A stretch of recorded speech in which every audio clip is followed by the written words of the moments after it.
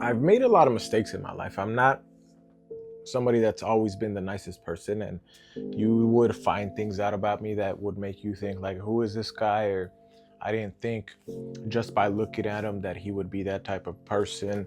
Uh, I've made mistakes. I've been through a lot in my life. I grew up in a very close-minded uh,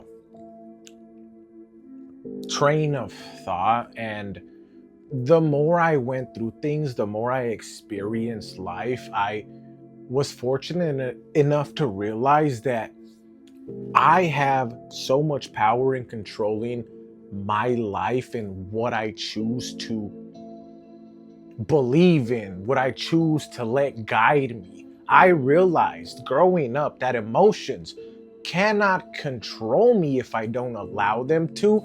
So I've changed so much in recent times. I With this realization alone that I can control the way I think, that I can control the things that I do, that I do not have to let those feelings push me to anger, push me to resentment, push me to hate, push me to sadness, push me to being sunk in that place where nobody wants to be, that is so hard to crawl back out of, that abyss of sadness, of tears, of hate towards things that have happened to you. Once I realized that most of those feelings, most of that pain that I was in was because of my own reaction to these emotions, my own acceptance of those emotions, me giving control to those things. Once I realized that, I was able to bring myself out of that, crawl back out of that through.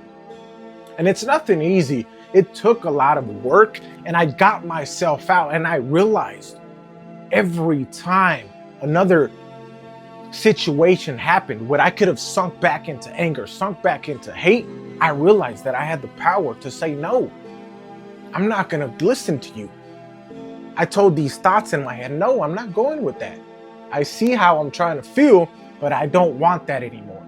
I'm going to let it go. I'm going to release. I'm going to take a breath and release and feel free, be free from the chains of anger, of those emotions that destroyed me for so long, that made me do things that, had I been in my right mind, had I had the right thinking process, the realization that reality does not control who I am or what I do or how I react or what I think of.